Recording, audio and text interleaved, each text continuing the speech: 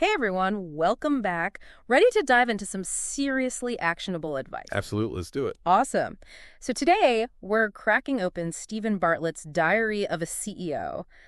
This book, let me tell you, it's packed with wisdom, even if you aren't a CEO yourself yet. You know what I love about Bartlett's style? It's not just motivational fluff. Yeah. He gets real, with practical frameworks, real life stories, stuff you can actually use. Totally. Like his 5 buckets analogy. He says there are 5 buckets to fill for success: knowledge, skills, network, resources, reputation. Right. And it's so tempting to jump to, the network bucket first. Let me go to all the events, meet all the important people. Exactly. But Bartlett's like, hold up. He says that's starting in the wrong place. Mm-hmm.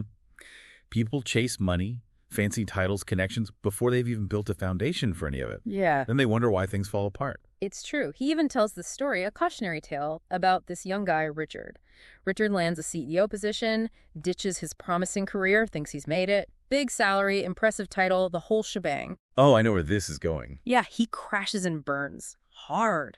Because he never took the time to actually develop his knowledge and skills. It's like building a house on sand, right? No foundation, no stability. Exactly.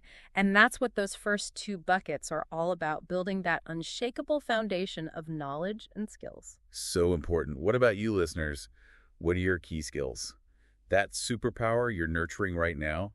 Think about it. That actually ties into Bartlett's next point about teaching. He's a big believer in teaching as a path to mastery. Oh, totally.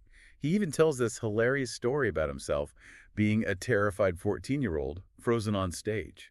And now, look at him, a confident global speaker. Talk about growth. It's amazing what pushing past our comfort zones can do. Right. And he says it was actually the process of writing, of learning to communicate his ideas clearly, that helped him conquer that fear. So he had to break things down into simple terms, which forced him to understand them on a deeper level. Exactly. Like the Feynman technique in action right there. I love that. So listeners, how can you apply this? Think about it. Got a tough subject at work. Try explaining it to a friend. You might be surprised by how much clearer things become. Now let's talk about something a little trickier. Disagreements. Especially in the heat of the moment. Have you noticed how people just jump right into arguing their point? Oh, all the time. Especially online. It's like everyone wants to win the internet today. Right. But Bartlett says, slow your roll. Never start with disagreement, even if you're positive you're right. Which honestly is counterintuitive, right?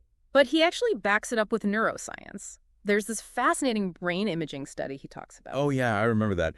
Basically, they found that when people were presented with an idea they agreed with, their brains lit up like, tell me more. But when they disagreed, boom, brain shut down. Like literally less receptive to new information. Makes you wonder about all those heated online debates, doesn't it? Totally. And he ties this into personal experience, too. He talks about how his mom would get into these, marathon yelling sessions, and his dad totally turned her out. Classic. But it makes sense, right? Who wants to listen when someone's coming at them with all guns blazing? So next time you need to have a tough conversation, find that common ground first. You'll be amazed by how much more receptive people become when they don't feel attacked. It's about building a bridge instead of a wall, right? Exactly.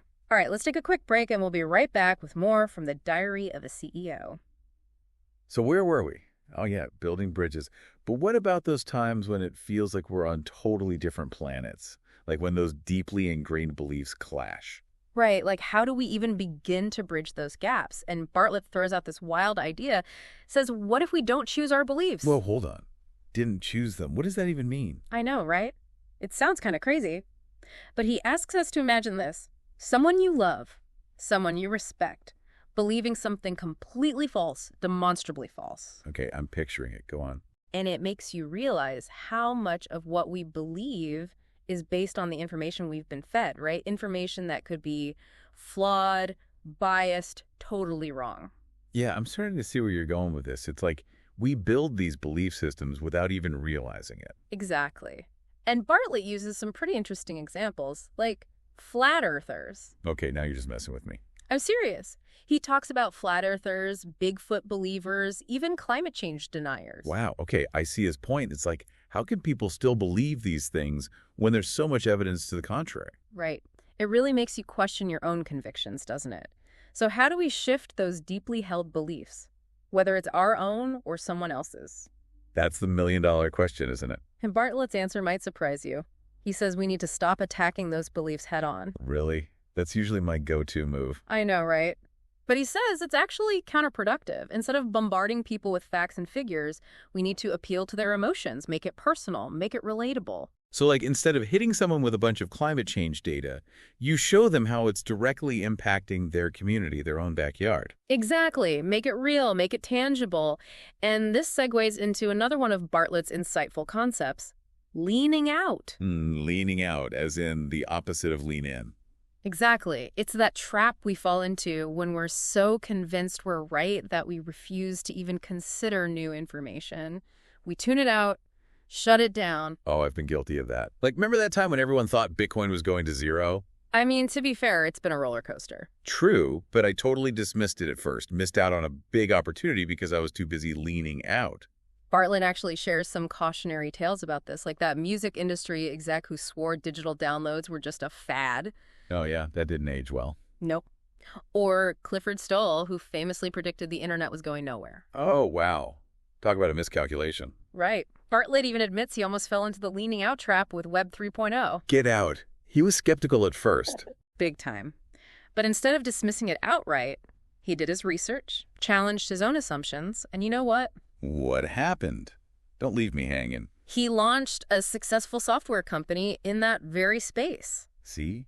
That's what happens when you lean in, baby. Right. So it makes you wonder, what are we leaning out of right now? What opportunities are we missing just because we're not open to new ideas? Something to think about. Definitely food for thought. Now, let's talk about something a little more, shall we say, universal. Bad habits. Ugh, don't remind me. I'm still trying to break up with my snooze button. Right, they're the worst. And Bartlett has this really interesting take on how to deal with them. He says, instead of fighting them head on, we should try replacing them. Replacing them? Like swap out my phone for a good book before bed. Exactly. He tells this hilarious story about his dad trying to quit smoking. Nothing worked, not even willpower, until he started substituting lollipops for cigarettes. Lollipops. Okay, now you're just messing with me. I'm serious. And it actually worked. It sounds crazy, but he explains that it's all about how our brains are wired. Every time his dad craved a cigarette, he'd pop a lollipop, essentially retraining his brain's reward system. So it's like hacking your habit loop, that cue, routine, reward cycle. Exactly.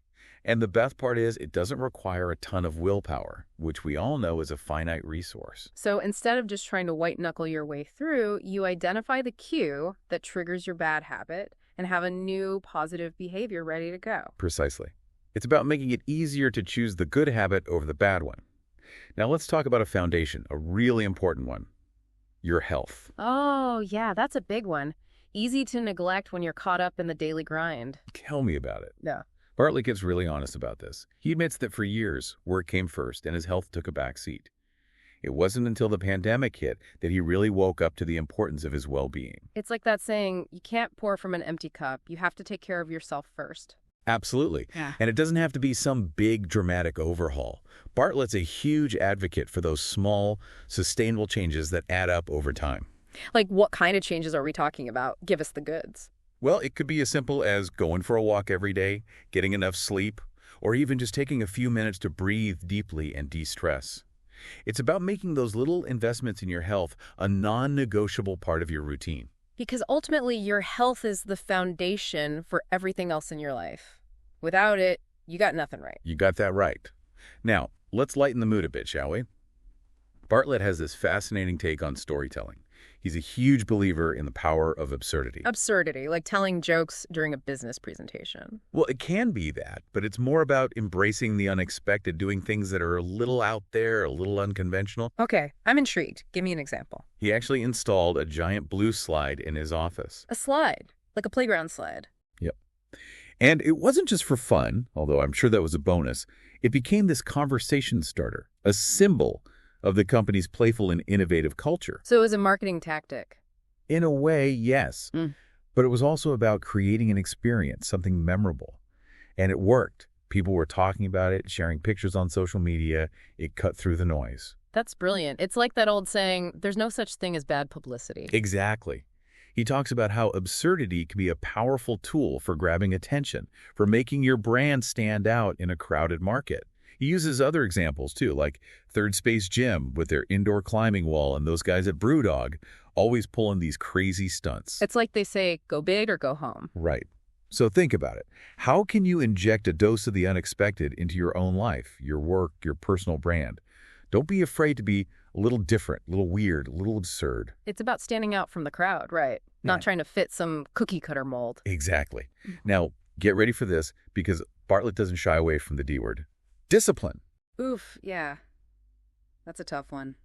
I'm all about that work smarter, not harder life. Me too. But even working smarter requires a certain level of discipline, right? And Bartlett breaks it down in a way that makes it feel less daunting, I think. He has this thing he calls the discipline equation. Okay, I'm intrigued. Hit me with it. What's the equation for discipline? Well, he argues that discipline isn't just about willpower, it's about aligning your actions with your values. Ooh. He asks this really thought-provoking question. If you truly believe that something is important, wouldn't you naturally be more disciplined in pursuing it? That's a good point. Like, it shouldn't feel like a constant battle, right? If you're truly passionate about something. Exactly. He even goes there, gets a little deep, talks about our mortality. Okay, that took a turn, but I'm listening. He asks you to imagine life as this game, right? And you're given a limited number of chips, each one representing an hour of your life. Okay, I like where this is going. So every hour that passes, you have to put down a chip, and you never get it back. Exactly. It's a powerful reminder that our time is precious and it's finite. And when you start to look at it that way, it can be really motivating. Yeah, it makes you think twice about wasting those chips, those hours, on things that don't truly matter. But how do we translate that into actual discipline? That's the million-dollar question. Right. And that's where his discipline equation comes in. He says discipline is a function of three things: the value of the goal, the reward of the pursuit, and the cost of that pursuit. So if the value and the reward are high enough, it offsets the cost. Exactly. He uses the example of learning to DJ. He's been crazy disciplined with his practice, putting in the hours, because the value he places on achieving that goal, combined with how much he genuinely enjoys the process, outweighs the effort it takes. I love that. It's like finding that sweet spot, that intersection between passion and dedication. Right. It's not just about forcing yourself to do something you think you should do. It's about finding that thing that lights you up and going after it with everything you've got. So find your passion and chase it relentlessly, even if it means learning to DJ at 4 a.m. Got it. And don't beat yourself up if you're not perfect right out of the gate. Bartlett's a big believer in the Kaizen approach, small, consistent improvements over time. Oh, yeah, I've heard of that. The whole 1% better every day philosophy. Exactly. He talks about the British cycling team. They were practically unknown, and then, boom, they totally dominated their sport. And they did it by focusing on making tiny 1% improvements in every aspect of their training and preparation. That's incredible. Proof that you don't need to make these massive overnight changes to see amazing results. Right. It's all about those small, consistent actions compounded over time. It's about the long game, not the quick fix. Makes you wonder what we could achieve if we applied that to, well, everything, doesn't it? Seriously. And here's another thing Bartlett talks about that I think is really important: luck. Luck, as in being in the right place at the right time? Yeah, he acknowledges that luck does play a role in success. But here's the thing. He doesn't just sit back and wait for it to find him. He actively creates it. Creates luck. Okay, now I know you're pulling my leg.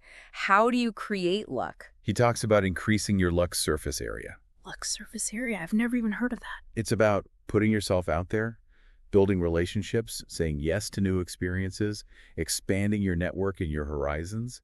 The more you do that, the more likely you are to stumble upon those serendipitous opportunities. So it's not about wishing on a four-leaf clover. It's about putting yourself in a position to get lucky. Exactly. He uses the analogy of a surfer waiting for the perfect wave. If they're just bobbing in the water, that wave is going to pass them by, right? But if they're actively paddling, positioning themselves, they're much more likely to catch that wave and ride it. Okay, that's a great analogy. I can totally picture that. It's about being proactive, creating your own luck, putting in the work, and being ready when opportunity knocks. Exactly. But even when we see those opportunities, sometimes we hesitate, right? Fear holds us back. Oh, tell me about it. Fear and I, we go way back. And Bartlett's really open about his own struggles with fear, particularly the fear of failure. But what I admire about him is that he doesn't just preach about overcoming fear. He gives you actual strategies for dealing with it. Lay it on me. What's his secret weapon against fear? Well, one thing he talks about is reframing fear. Like instead of asking yourself, what if I fail? Mm. Ask yourself, what if I succeed? Just that subtle shift in mindset can make a huge difference. Wow, yeah. It's about focusing on the positive, the possibilities, not the potential pitfalls. Exactly. And then he talks about the power of action. Because the more you avoid things that scare you, the scarier they become, right?